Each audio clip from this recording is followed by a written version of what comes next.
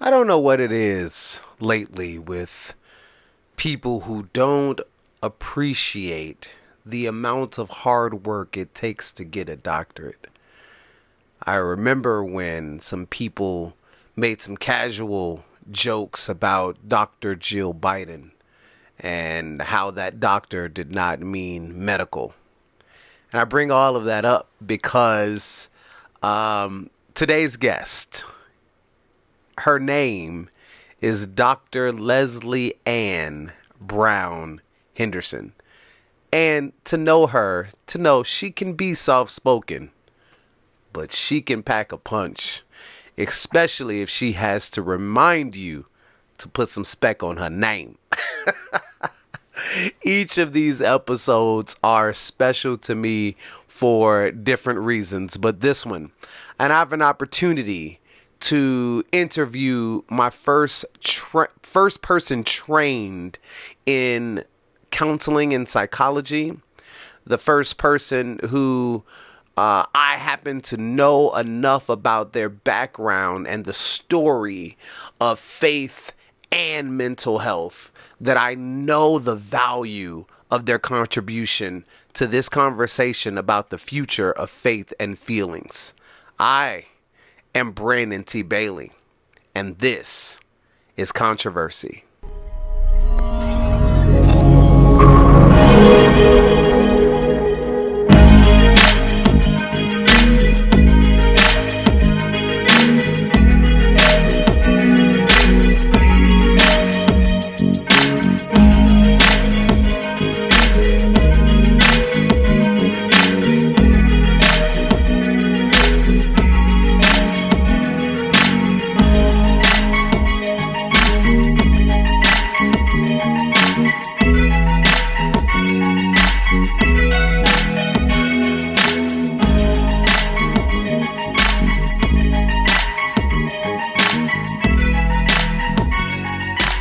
Dr.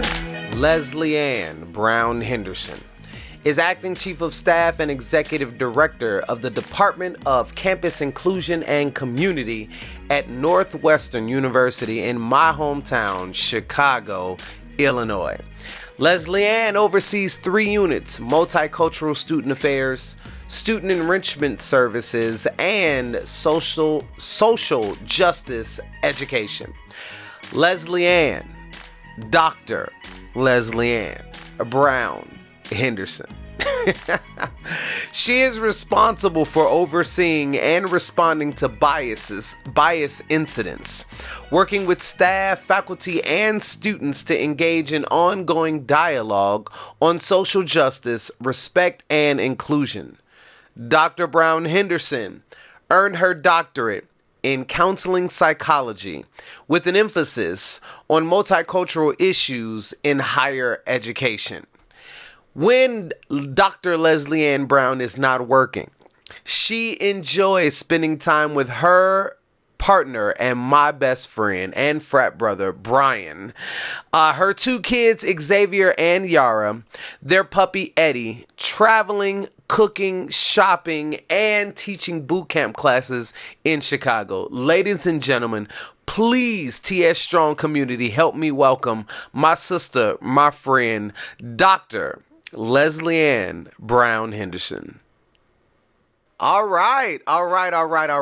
Dr. Lesley-Ann Brown-Henderson. First of all, 2 hyphens. I just want to point out 2 hyphens in one name. I'm going to leave it alone. That's it. That's all I'm going to say. I'm so grateful you took the time to come and talk to the TS Strong community. I want to start the interview with mindset check. So I was taught in network marketing to surround yourself with the thinking that outthinks you. So I want to expose my listeners to your perspective, the way you think, and let them choose for themselves. So are you ready for a few warm-up questions? Let's do it. All right. First and foremost, what motivates you? What motivates me? Being able to make a difference. Yeah. You know what? Having known you, that makes so much sense, right? I think in Strength Finder language, that's significance, right? Just being able to be significant to someone else. Yeah. Yeah, No, I mean, go ahead. oh, go ahead. No, go ahead. No, I don't want to stop a thought from coming out, man. That might be valuable. Well, I was going to say my strength finder, so my top 5 are actually focus, relator, achiever, learner, and responsibility. Yes. Those are my top 5. Nice. Yeah, so I can see the beginning and the end and all the steps in between, and I'm committed to getting us there. I bet you wouldn't be surprised to know that my number 1 is futuristic. It has created... Not surprised at all. It has created quite a bit of struggle in my inner man. Yeah. But I guess we'll get to that later. Do you have fears, Leslie, and how do you manage them? Yes, I have quite a few fears. I have a fear of leaving this earth not having made a difference, so kind of connecting the last one. I have a fear of building up a career in a way that didn't allow me to nurture the relationships around me. And I have a fear of being so work focused or production or productivity minded that I forget to live, Yes. The other everyday living. So how I manage those things is I'm a big journaler. I've been a journaler since I was a little girl. My godmother, who's since passed, before she passed, she handed me a box and it had all of my agendas. Like, in school, you used to get those agendas from first grade until, I don't know, maybe high school. And I would write things in them constantly. So I find taking quiet moments. I'm an early morning riser. I'm normally up by 5:30 in the morning, and just taking a moment to breathe and quiet and then to reflect helps me to keep myself centered. So what's important to me and how do I live that out every day versus what's coming at me every day? Yeah. So that's how I manage that. Yeah. That's a great segment into this one. So mindfulness right now is a big buzzword. But I think that it means different things to different people. So what does that word mean to you and how do you use it in your daily life?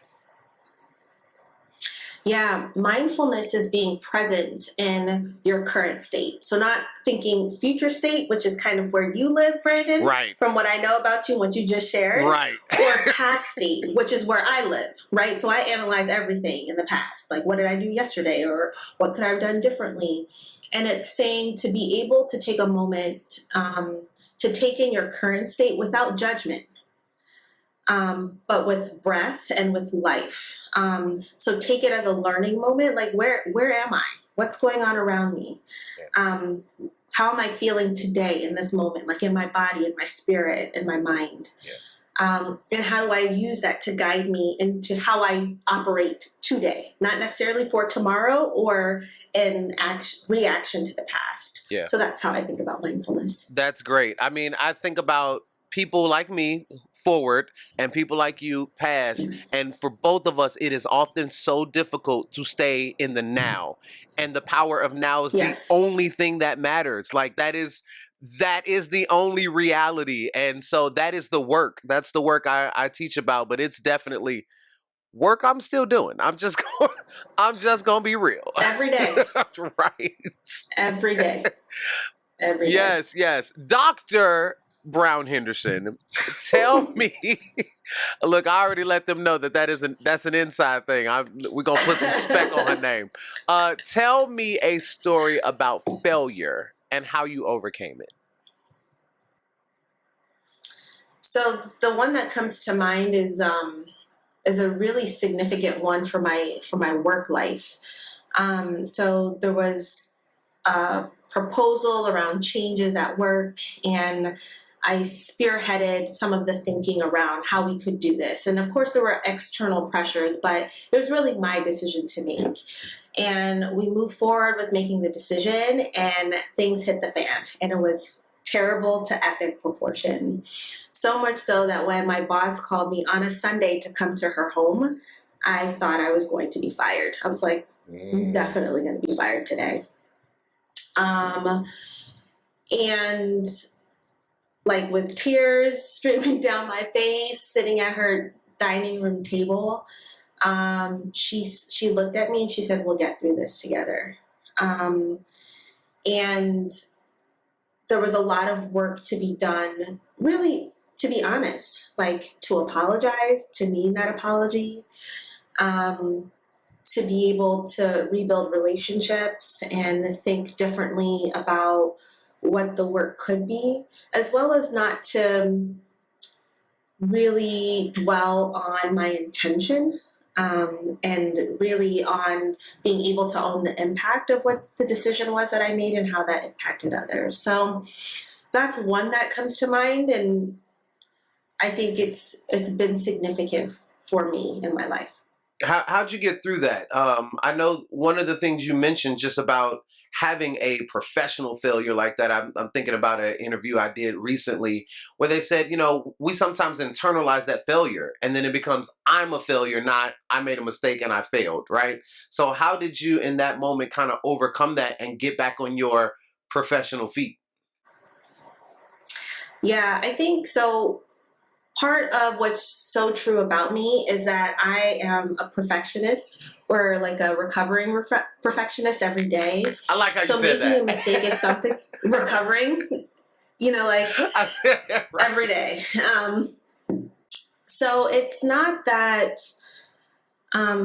the impact still isn't there for me, but it's really, I've had to do work to be able to understand, like take a step back and to think outside of just myself and be able to think of the full context first and foremost. And then to start, and it is not a math equation, but sometimes simple math helps, right? So how many times have I failed at X, right? Versus how many times have I been able to be successful at X? Right. And oftentimes those things are balanced, or, the times I've been able to be successful outweigh the times that I failed. The other thing is like that there's this saying that I don't fail or I don't lose. I either win or I learn. And I think oftentimes we learn so much more from failing than we do from not. So, not to sound Pollyanna, because I don't like failing. Let's just put that out there. I don't like it. It's a very emotional thing, and it takes me a long time to get over it for myself. And when I can get on the other side of my anger or frustration or grief about it, I can see how I could have done something differently, or how I've learned something deep about myself that I didn't even know was there, or how I've learned that there are new allies or people who care about me and have been able to show that care given the circumstances. So I think, there's opportunities that lie at every corner, but I think failure is one of the things that not only challenges my perfectionism, but opens me up to being able to learn things that otherwise would be much more difficult for me to learn. I love that. I love that you have such a buttoned up way to deal with it, but still like, look, it's still a struggle. And I think people need to understand that. Like, there is no perfect, plan. Like you got to fight through it. You got to do the work. I love that. Okay, Lesley, one of the few times I'm going to say that. All right, Lesley. I hope the listeners have a better idea now of the way you think, but I want to kind of warm up to the controversial stuff a little bit. This next segment is about faith, which I know is important to you, so I'm excited to get your perspective here. I talk a lot about my journey and the controversy it has caused when I start to think about that tension between faith and feeling. So I want to get your perspectives. Are you ready to get into it a little bit? Let's do it. All right. So Lesley, what is your spiritual background, and how has faith impacted who you are and what you do today? Yeah. So my spiritual background is, and I'll give a little bit of the longer version. So I grew up going to church with my godmother, who I actually mentioned already a little while ago. But my Aunt Sandra used to take me and my younger sister to church. We used to go to a Pentecostal church in Montreal, Canada. Yes, they do exist. I was about to say, what? Yes, and it wasn't. It was a very like international, multiracial congregation of a church, but that's where we basically went and started just learning, the basic premise of Christian faith. My parents were not saved, so it was just me and my sister going with my godmom. And then as we grew older, my parents came into their own faith, and then we moved to Florida.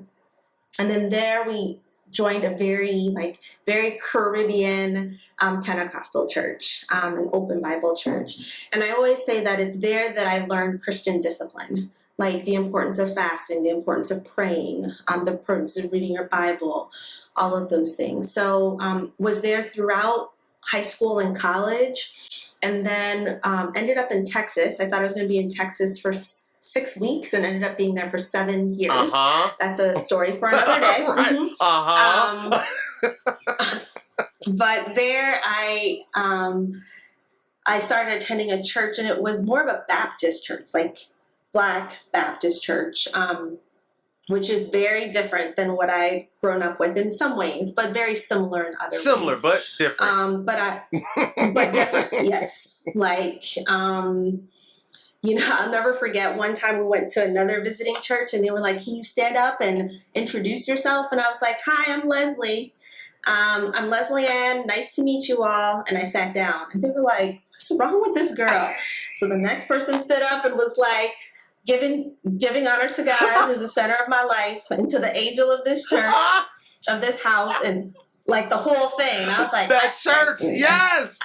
I didn't know.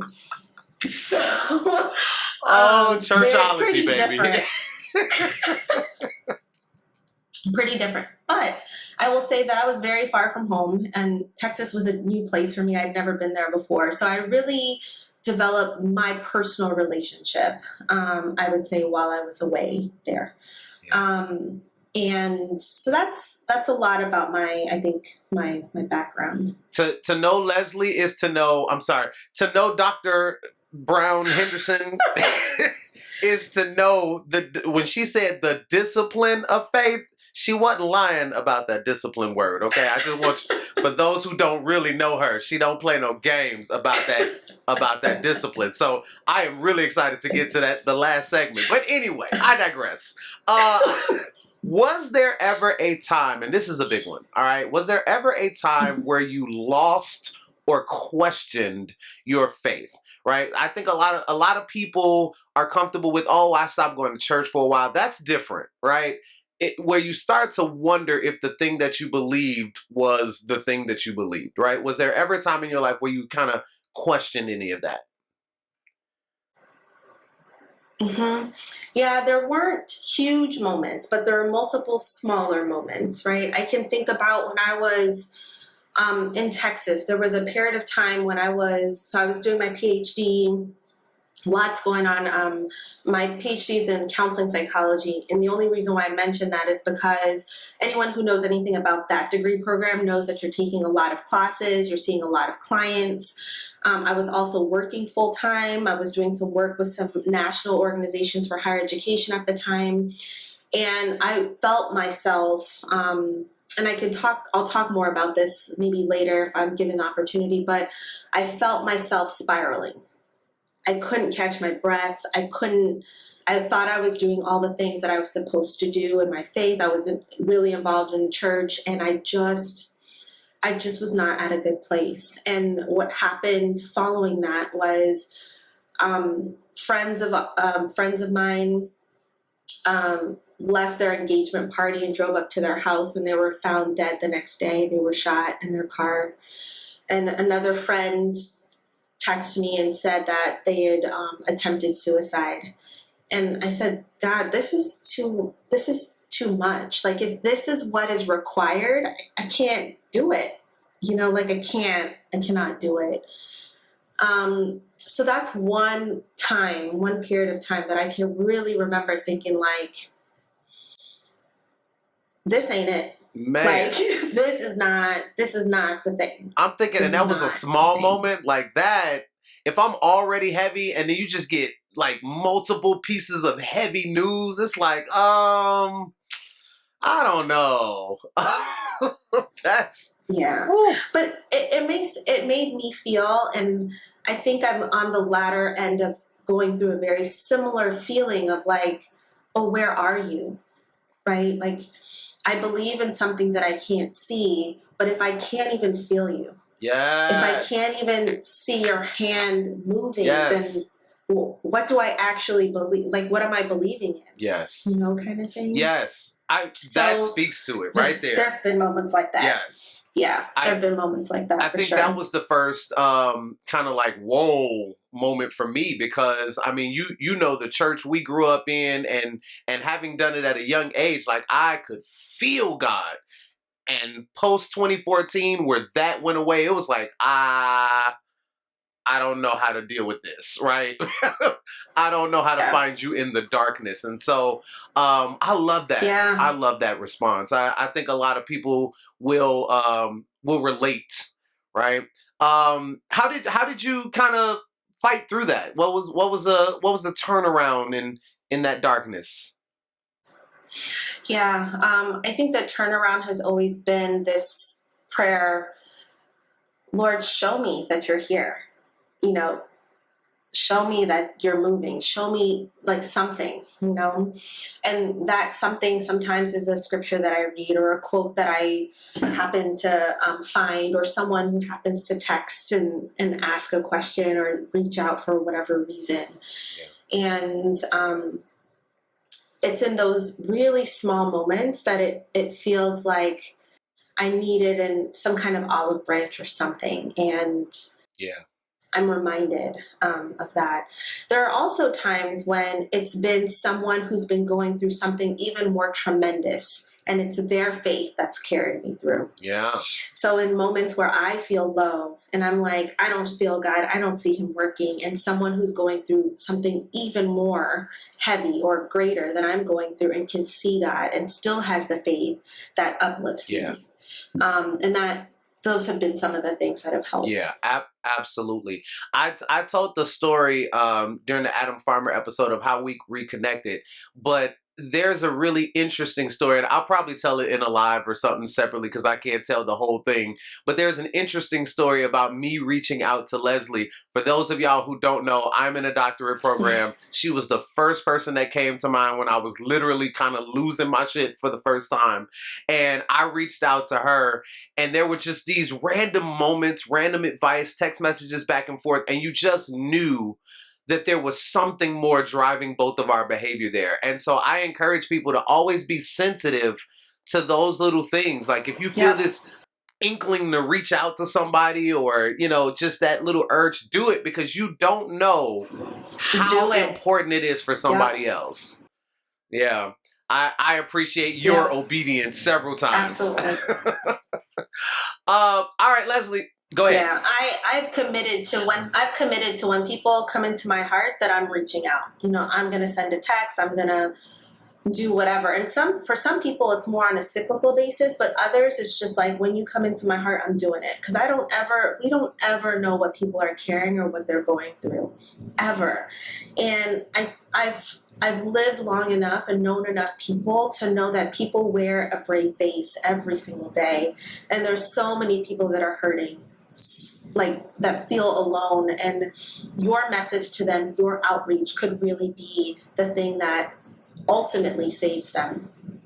I'm really great friends with someone who was a student of mine and now has been a friend who I cherish, but I'll never forget, I used to see her like around campus. I was an administrator, she was a student, and she just kept coming into my heart. Just kept coming into my heart. And I wrote her a letter. And I was like, I know you don't know me. I don't know you.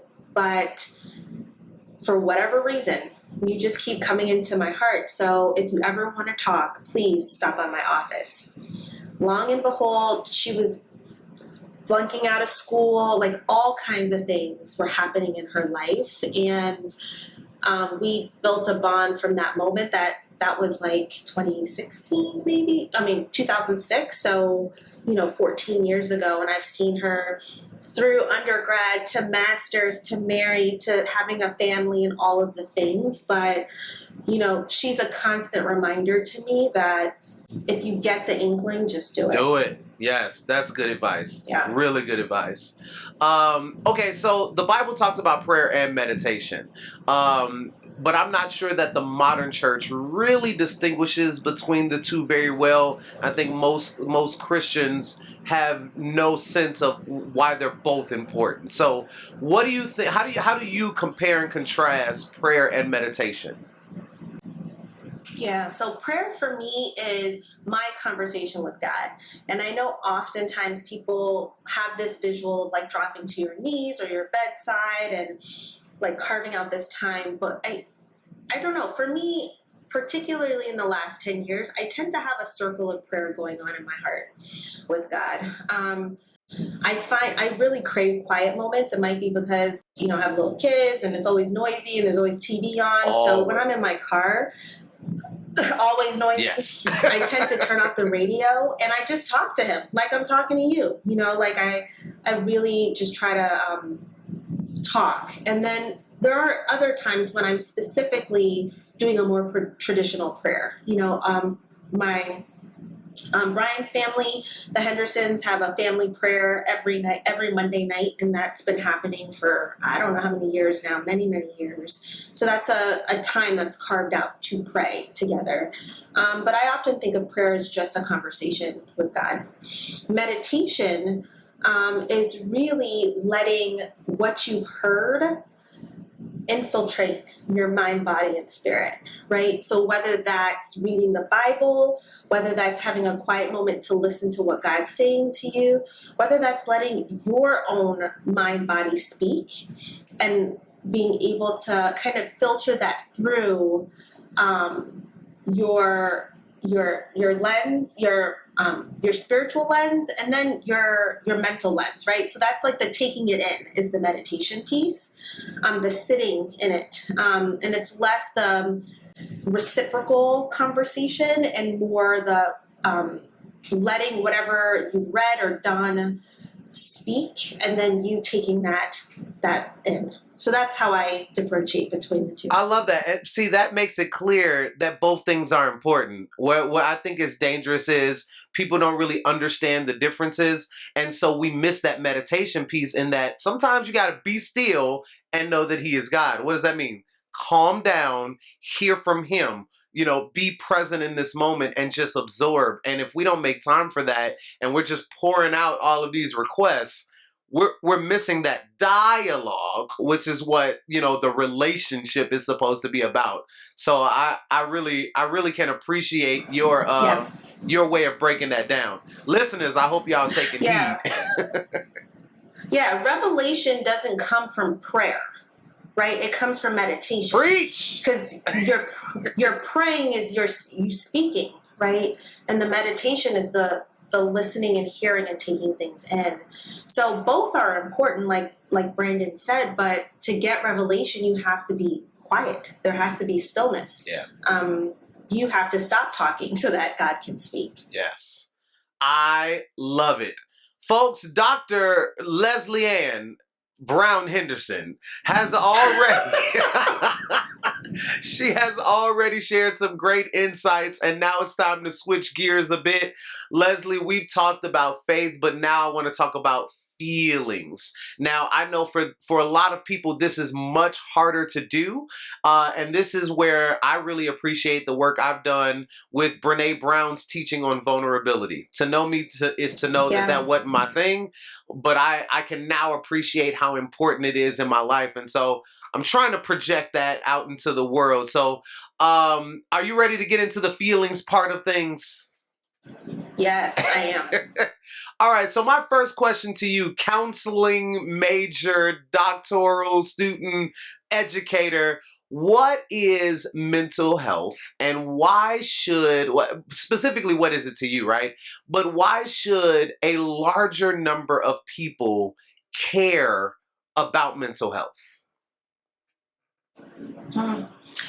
Yeah, Well, first, let me just say one thing. I appreciate Brandon saying, I am a counseling psychologist by training and so on and so forth. But trust me, many of us don't do what we don't practice what we preach. Listen right? here. So many of us are great about providing space and holding space for others, but not for ourselves. Yes, and I will say that I fall in that number. So please don't get it twisted. I am not. Feelings are my thing. However, we're all works in progress, and I'm really, we continue to live into how we hope others live their lives.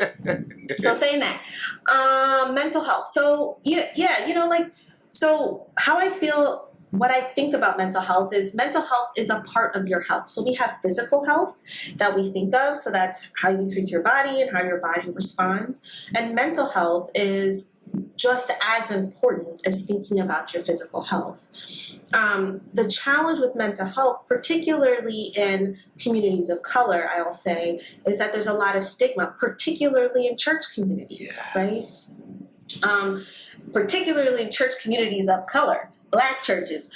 She's there's a preaching, lot of stigma around around mental health, yes, right? Absolutely. And that we shouldn't be sad, and that we should pray our sadness away. Or if we believe that God is good, then we wouldn't feel depressed or anxious. We shouldn't be anxious about anything, right? So if we are feeling these things, that we are not spiritual, that we are not truly Christian, or we do not truly believe.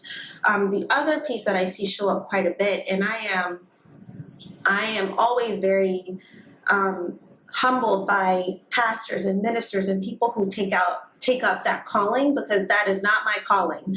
And I always feel like it's such a heavy calling that people have. So this is not a critique of the calling. However, most ministers or pastors are not psychologists. They are not counselors. And I think that many churches are doing a much better job of partnering with mental health. Yeah. To have true mental health support to undergird their membership, right? But I think that's a newer phenomenon. Yeah, right. Lots of churches weren't doing right. that. So I may have gone off on a tangent, but basically your mental health is not only how you feel in your mind, but how that engages your mental health, interacts with your physical health as well. Yeah. Right. So all of these things are intertwined into the system, and really it's the system that God created. So it's interwoven and intertwined, and we have to be able to care for all aspects of it.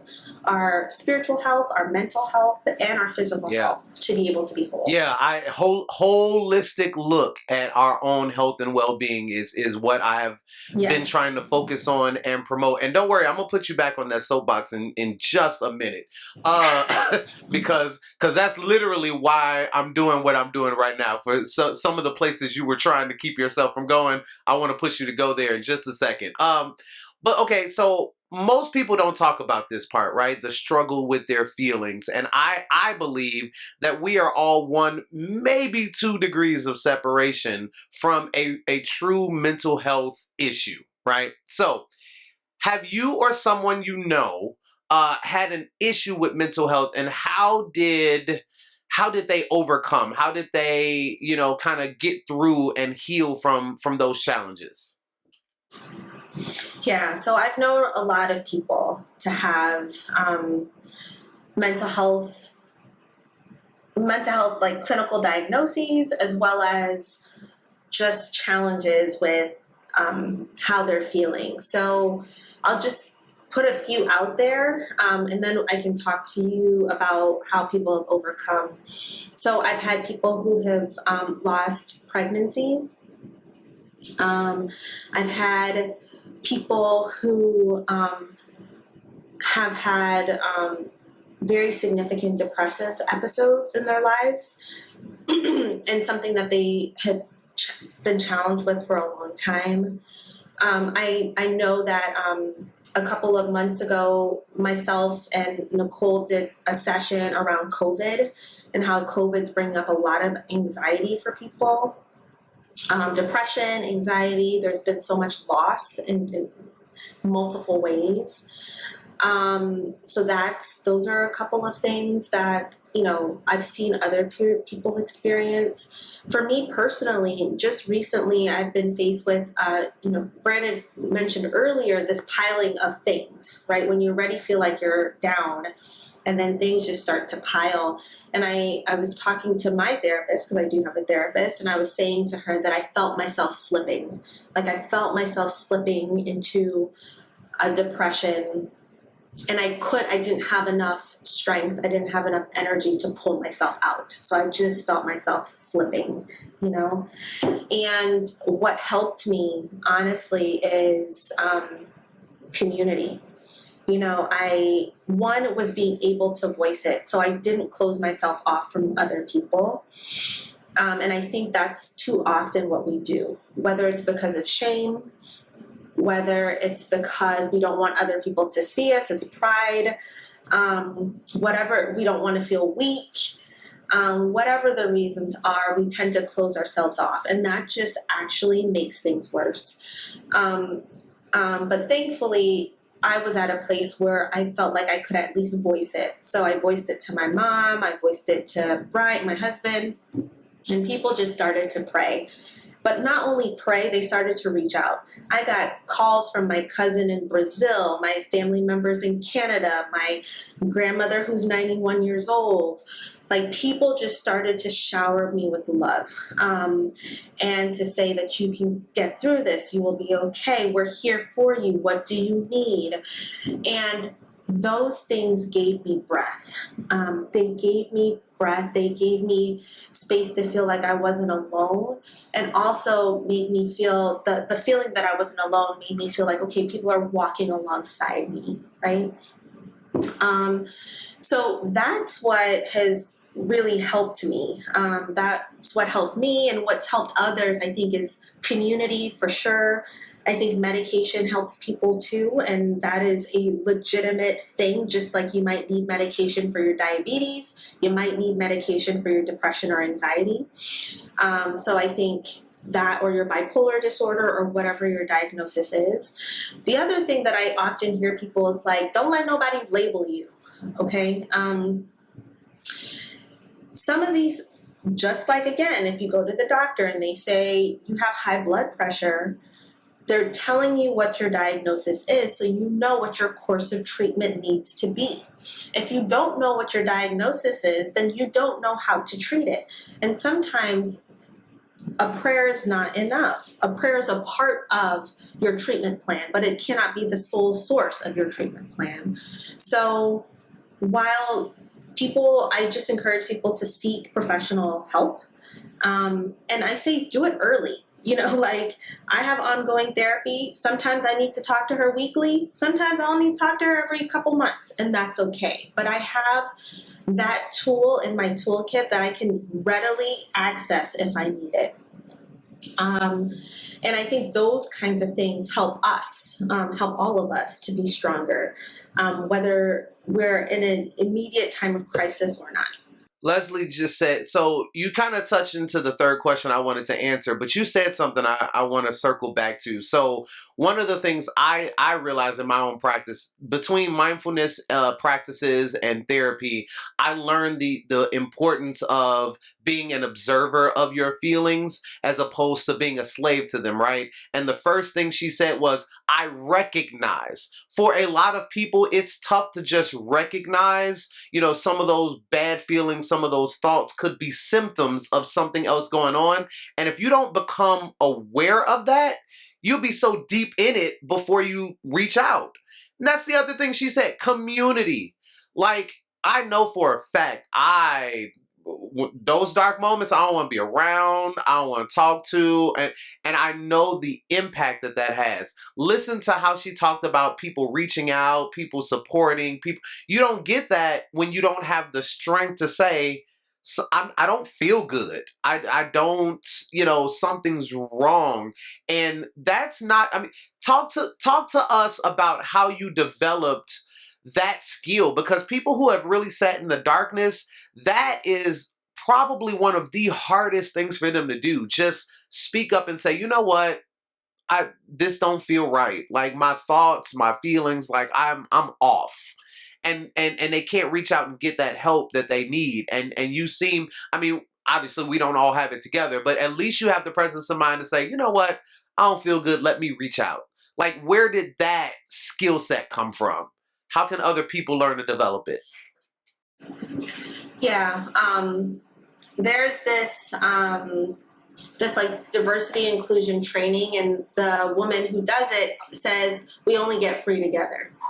And I think that that's Yes. so true, right? Like the part around self-isolation, like isolating ourselves, the fact of the matter is anytime I've done that, I have not felt better. Yes. I've actually always felt worse. Always. I'm able to hide from people, right? I'm able to hide, and that relieves me from not being able to, like, not having to feel shame or have to explain myself or those kinds of things. But I don't feel better in the dark.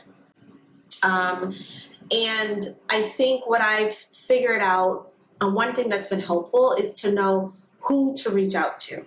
So I said a bunch of people, but some people are more helpful than others given the circumstance. And I think, I have a friend who, one of my friends, my best friends, oldest friends, I know I can go to her with anything, and she's not going to flinch. She's not going to flinch, and she's not going to go into like the Jesus talk, like God will take it away, you're not grateful enough, all of that kind of thing, right? Lesley is so preaching. I know if I go to her, she will give me sound advice. Whereas if I go to other people, that's going to be their first mind. So I need to be in a different mind space to be able to talk and communicate with you than I need to be to my friend, Shay. So I think what's helped me is starting to figure out like who's in my village and how do I engage my village in a way to care for me? How do I teach people to care for me, right? As I'm learning to care for myself. And I think that part is really important. So even when I was reaching out, did I want to talk to every single person? No. So if you don't want to talk, you can tell people like, I really don't want to talk right now, but I appreciate your messages, right? And let people know that you're seeing their text messages, or everyone doesn't need a long response to everything, right, that they're sending you. Just know that you have some agency in deciding how you want to engage, but the point is to engage. Yeah. Figure out a way to engage. Figure out the who you want to engage with, but engage. I love it. Y'all, Dr. Henderson is laying it down today.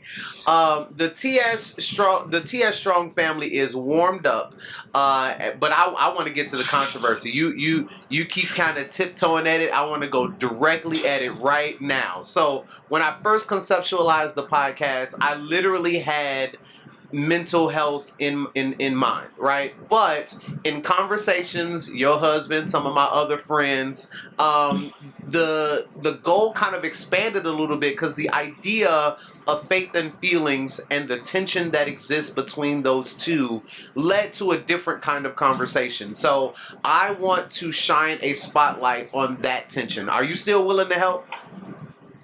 Yeah, of course. I'm here. Let's do it. You started talking about this. So you and my sister Nicole, you guys did a workshop, a presentation about this prior to COVID-19. The church did not do a good job talking about issues of mental health. I am so grateful that is changing out of necessity, but there are a lot of people that were hurt from the silence in the past. So what do you think should be the relationship between faith and feelings?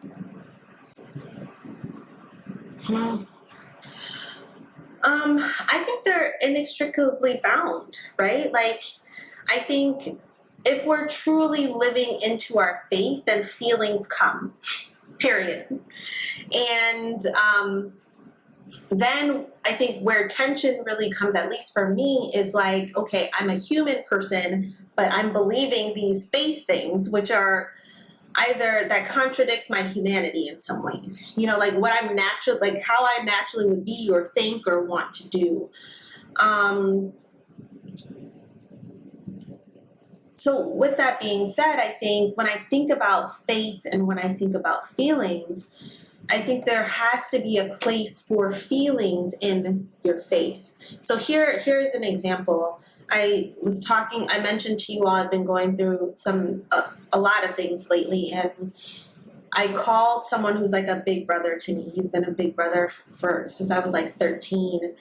And I was saying, I'm so mad at God. I'm so angry.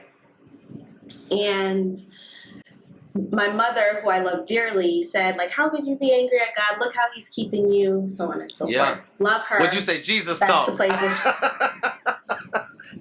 my mom is the Jesus talker. Love her.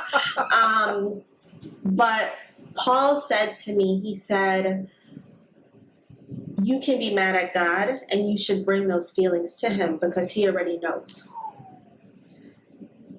And that to me was such a simple but powerful revelation and a release, right? Because I was fighting, like, I shouldn't be angry with God because I know I should be grateful. I shouldn't be angry with God, and I shouldn't.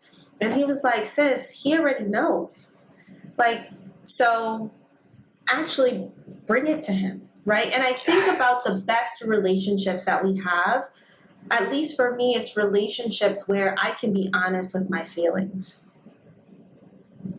I can say, like, you hurt my feelings, or I'm really excited about this, or I'm really nervous, particularly the more negative emotions. Exactly. If I can honestly share that with someone, then we are in true relationship. Yeah. Right? Yeah. So how much more God? Right? I don't understand. I'm angry. I'm really angry with you. Right? And then here comes the meditation part. Stopping and being able to sit. And I've been stewing in anger for a couple of days now, so let's just be real clear. I'm working through it, right? Rather than shutting it all up. Again, isolation, darkness, hiding, and being able to release it allows me then to also, in the release, I'm opening up. Right? And that opening up allows me then to receive as well. Yeah. I love that, Leslie. It's like, we can totally miss that opportunity to connect because of the shame and that should thought, right? And that was one of the things that I had to work through in therapy. I shouldn't, I should, right? That's fighting reality. And that resistance only creates more suffering. And then the pain you're trying to get rid of is exemplified, right? It's amplified by this resistance to just feel it. It's okay. Like, anger is a human emotion and it's okay to experience it. Like, but I think we fight, especially like you said earlier, especially us church folks. We think we're not supposed to be angry, and that is crazy. That's ludicrous. Yeah. Yep. Oh, cast your cares on him because he cares for you. Yeah. When the word takes on new meaning. Okay. So as somebody who has worked in the mental health profession, is it harder to help people who have been indoctrinated? And you talked about this early with that. Pray about it. Pray the pain away. God's got you. Like, is it harder to help those people through challenges with their mental health? Yeah. Let me just say this one disclaimer. I do have my doctorate in counseling psychology, but I don't practice currently.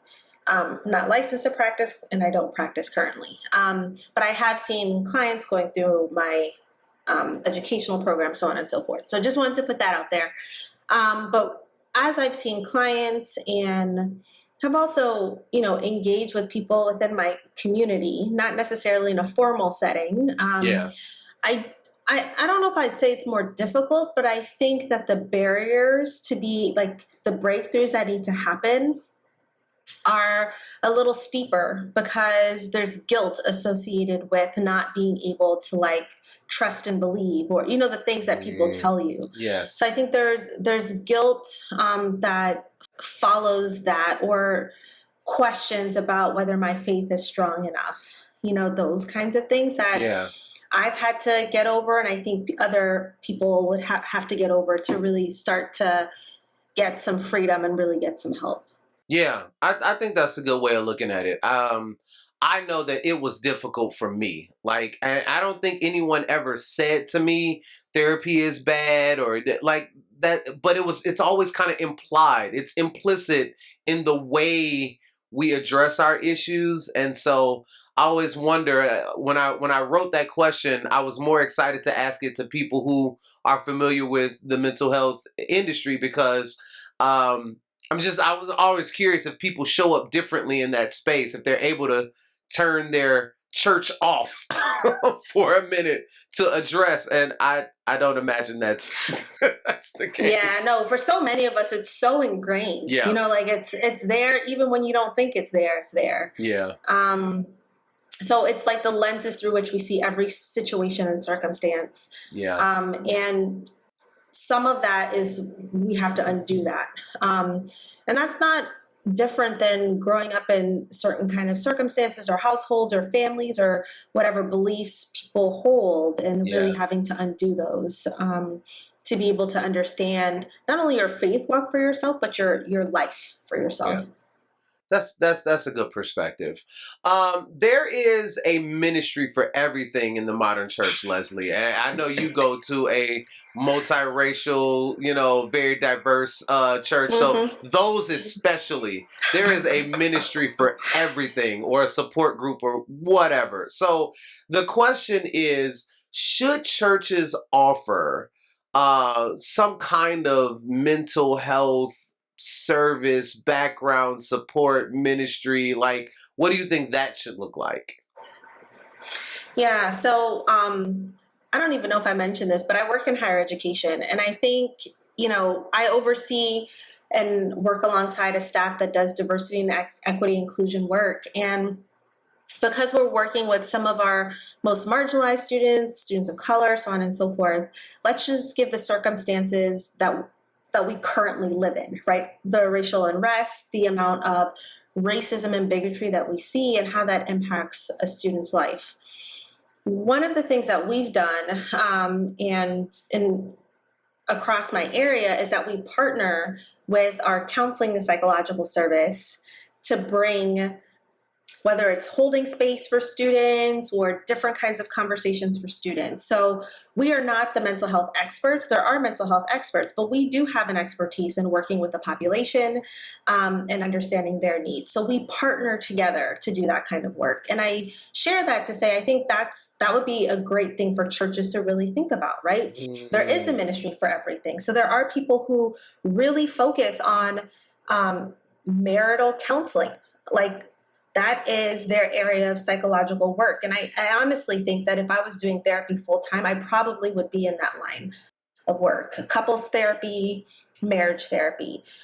So what would it look like for the heads of a married couples ministry, for instance, to partner with folks who are really well connected and entrenched in therapy around marriage and couples to do some of the work of the church, right? I like that. That's one example, but I think that there's lots of them, right? Yeah. I think one of the things that churches do is that people trust your church, first of all. And you tend to, the people within the church community, you trust them, and you tend to listen, right? You listen differently at church. So I think that if there's ways to build bridges, between what's happening in the mental health world outside of the church and partnering, right, to say, we do bring some expertise as a married couples ministry or as a youth ministry or as whatever. We bring some expertise in knowing the church, knowing the word, knowing our constituency. But you also bring an expertise that's really important. How do we partner? Right. I think that's what Auntie Yvette did for the session that Nicole and I did about the pandemic and COVID, right? Like, how does the church partner with people who do mental health work to really be able to help its congregation and to equip its congregation to be able to move through this challenging time? So that just made me think, is there a link to that video that we can add to the show notes? I'm not even sure when your episode will drop, but I imagine that at any point throughout this year, the stain of this pandemic will not be lifted yet, right? So there will Yeah. still be some residual dealing with that people have to do. And I would love to share, the perspective that you all offered on that to the other TS Strong listeners. Yeah, for sure. I'll make sure to send it to you. Sweet, sweet. You kind of started touching on this. So in the space of like mental health and churches, should people trust the church, right, with their mental health, right? I know for me, my perspective would be, well, if you're my pastor, you're over my spirit, but that doesn't necessarily mean I'm comfortable telling you I'm losing some things in my head, right? So, do people or should people trust the church in that space? I think so. And I think with that trust comes responsibility, right? And I think this is something that many pastors, most ministers know that if someone shares something with you and it's beyond your expertise, then you need to be able to refer. And I think whether it's around mental health or any other thing, right? At what point do you refer? Right. And that referral is not necessarily a handoff, right? It's another point of support. So you can continue to talk with this person and meet with this person and coach this person and pray with this person and help them to pray through while they're also getting additional help or support. Yeah. Earlier I mentioned, diabetes. So for instance, if someone came to a pastor and said, I think I might have diabetes or something doesn't feel right, pastor often would say, well, you should go see your doctor, right? You should make an appointment to see your medical doctor. Exactly. And this is within that same realm, right? And that doesn't mean that the pastor stops meeting with them or the minister does. But I do think, at least in my everyday work, and that's not in the church, right? That's in higher education. But I'm constantly thinking, like, where does my expertise end? And at what point do I need to responsibly refer a student, a colleague, a friend? And how do I have those referral sources at my fingertips for those people? I think that's a good way to look at it. What kind of started me into this space was I did the mental health first aid program, and that was part of my, like, man, I really need to look into this more. And that was one of the biggest things that they talked about. Like, you are going to encounter issues. The question is, do you know how to safely hand them off? Because that can be done wrong and cause more issues, right? Absolutely. And so I think it's even important, as you were just saying, like, as ministers, as people of faith, as, even just lay people. I think that's really why I'm doing this work right now. Even just as lay people, do you know how to hear a friend say, I am struggling, right? And responsibly point them in a direction that will help them, as opposed to, as you were talking about earlier, giving them Jesus talk, good scriptures that I'm sure are meaningful in their spirit, man. But I talked about the brain, like when my brain is flipped, I can't even hear all of this stuff you talking about, no way. So that ain't helping me. You know what I'm saying? So one thing I've learned to do when someone does come like that, I ask, like, what can I do to support you? What can I do right now? Sometimes that might be like, can you pray with me? Other times it might be, I need a resource. I need something, right? But like giving people the ability, and I think that's become so important for me personally, because I think as someone who likes control, when I'm in those times, I feel very out of control, right? Like I feel like I can't manage my emotions. I feel like my brain is everywhere.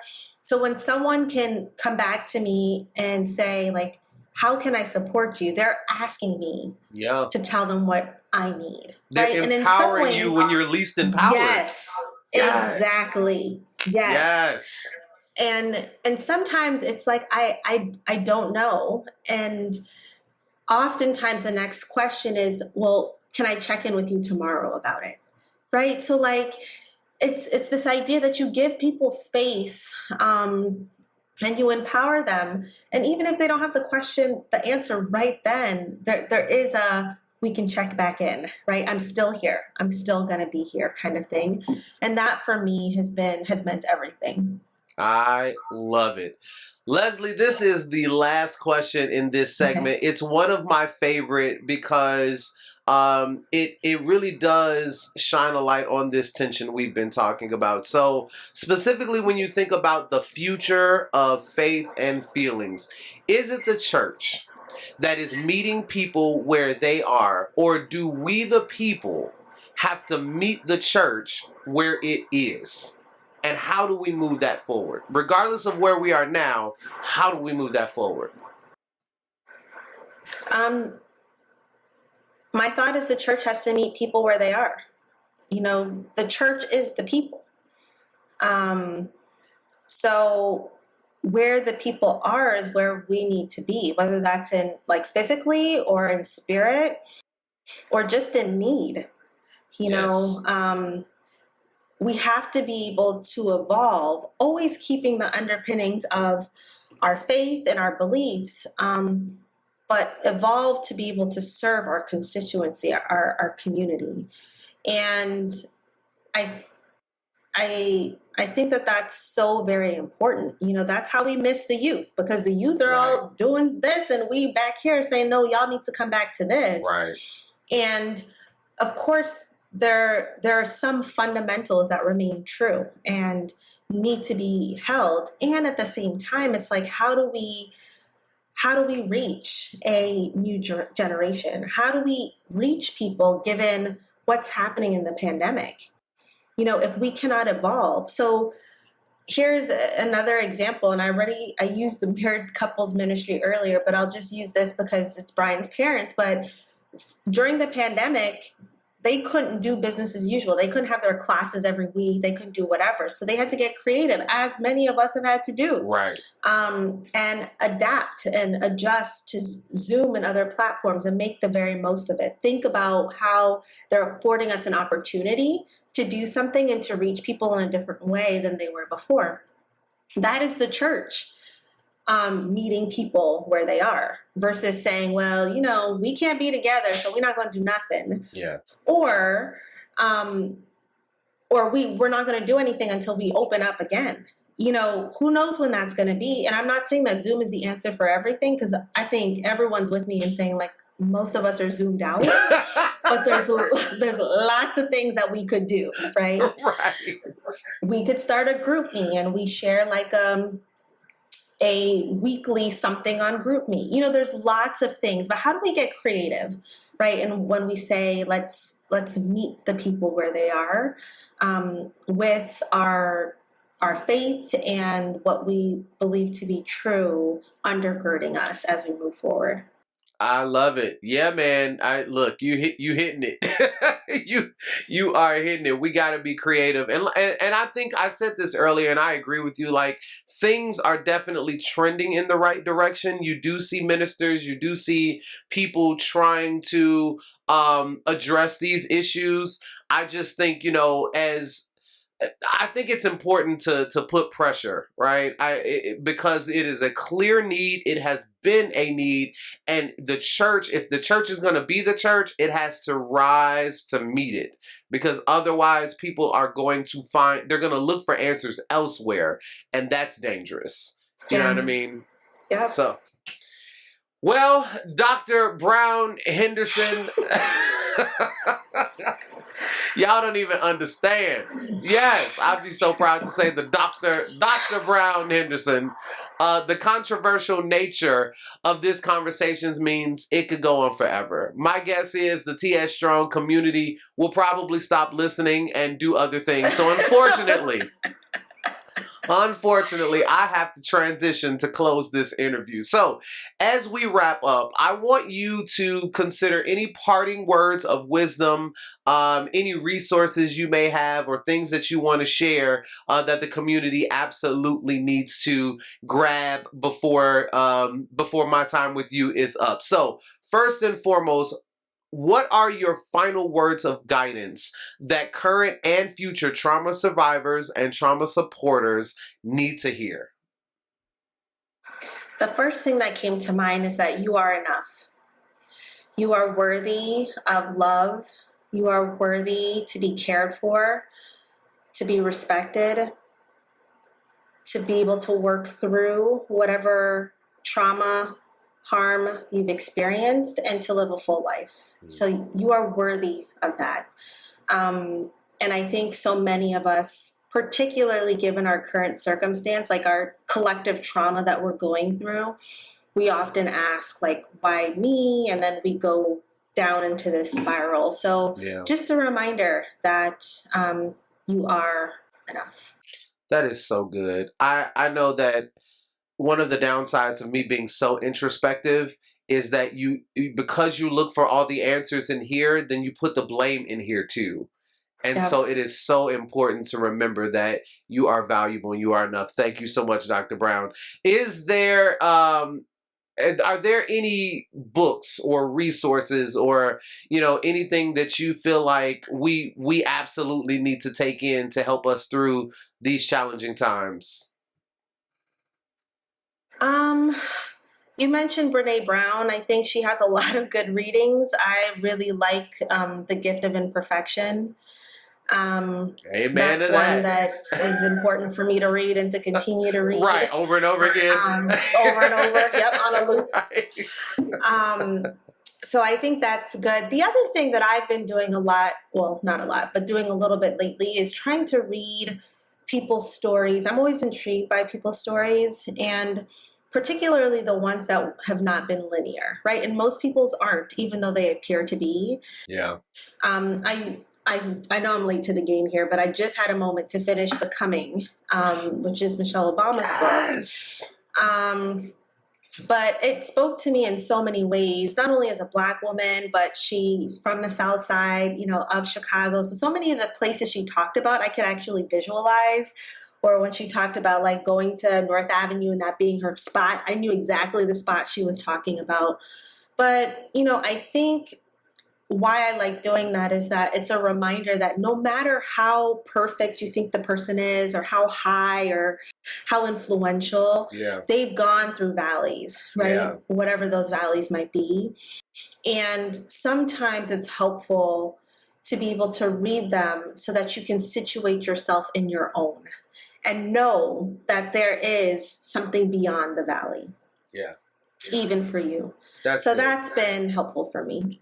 That's good. That's good. And guys, we're going to actually place links to those two books. If you are not a physical book reader, by all means, join us on Audible. Y'all know those of us who are busy can definitely listen to books faster than we can read them. So you can click on the link in the show notes and check out both of the books that Dr. Lesley-Ann Brown-Henderson has recommended this wonderful afternoon. All right. Are you working on anything that you want us to check out or anything that we can support you and your mission and your message? I'm in a season of exploration right now, so nothing for you all to check out, but I'd appreciate your prayers and energy and well wishes as I really think about what my next steps are, both in career, but beyond career. So right now I'm in a moment of quiet and meditation and trying to get some direction. Absolutely. Well, guys, listen, if it wasn't clear, this is somebody that's close to me. This is my sister, full disclosure. I love her, but I know that what she has been talking about today is going to be so impactful to so many other people. Lesley, I thank you so much for your time. Thank you for fighting through the technical difficulties. I am a believer that when things like that happen, there is a reason. And the fact that we were able to fight through it and make sure that whatever you needed to say is put down so that other people can hear it, I believe that this is going to be impactful work. So thank you for your time. I appreciate you, sister. I wish that you get better soon. Thank you. Get back to 100% of yourself. I know you want to go boot camp, so hopefully we can get our lives together. Good Lord, this year. Yeah. Well, I appreciate you, sis. Thank you. Thank you for having me.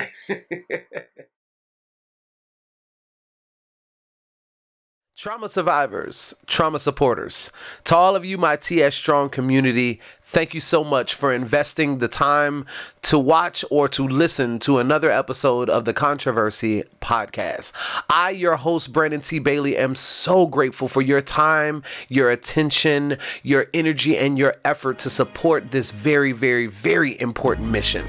Listen, as we endeavor to make our show better and continue to offer incredible resources to all of you, the TS Strong community, I do have an ask. I'm going to ask that you subscribe, rate, and review the show.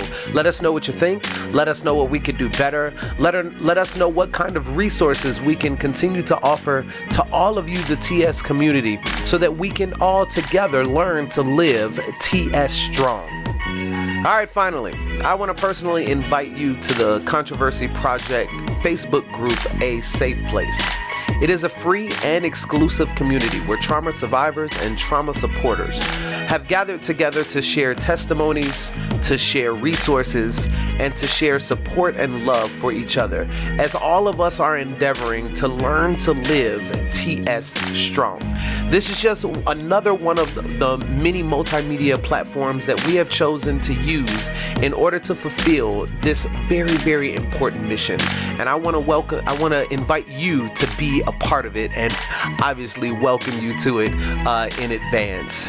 Listen, in closing, until next time, I want to remind each and every one of you how important it is for you to confront your pain, how important it is for you to live your purpose, and how important it is for you to invest in your project. Till next time, peace.